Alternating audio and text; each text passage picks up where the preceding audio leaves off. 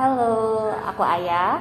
Halo, aku Anissa. Oke, kita hari ini mau belajar tentang unsur intrinsik yang membangun cerita fiksi. Oke, yuk kita belajar.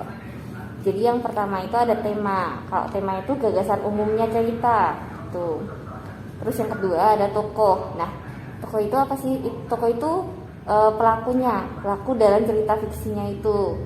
Nah, biasanya dibarengi sama penokohan. Nah, kalau penokohan itu eh, cara menampilkan tokoh kayak gimana ya, kayak wataknya gitu loh.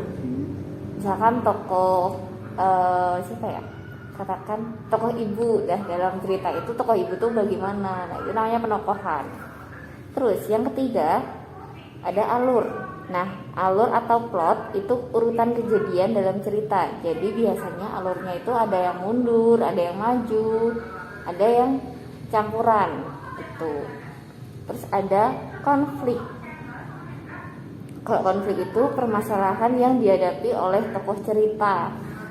Jadi biasanya kalau cerita kan nampilkan masalah nih. Nah, terus nanti ada konfliknya. Nah, itu. Terus yang selanjutnya ada klimaks, ujung dari konflik. Misalkan penyelesaian masalahnya itu kayak gimana, lah itu namanya klimaks. Terus yang selanjutnya ada latar. Latar itu ada tempat, ada waktu, ada suasana, menjadi tempat terjadinya peristiwa-peristiwa dalam cerita itu gitu. Selanjutnya ada amanat.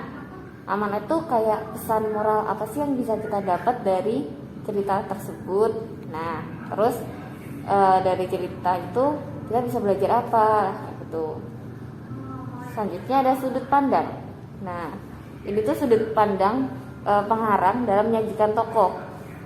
Misalkan sudut pandang orang pertama nih itu ditandai pakai kata aku.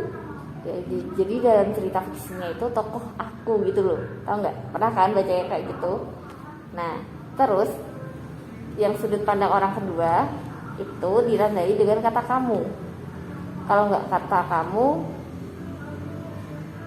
oh ya, kata kamu. Terus yang sudut pandang yang orang ketiga baru dengan kata dia atau mereka. Atau bisa juga pakai nama orang, itu juga sudut pandang orang ketiga. Gitu. Selanjutnya, selain yang tadi itu ada kesatuan, ada logika, ada penafsiran sama gaya. Gaya itu gaya bahasa. Jadi gaya bahasa yang digunakannya itu seperti apa, ataukah gaya bahasa yang mudah dipahami atau sulit dipahami kayak gitu. Paham nggak? Paham. Oke. Jadi gitu dulu video pembelajaran dari kita. Terima kasih. Dadah.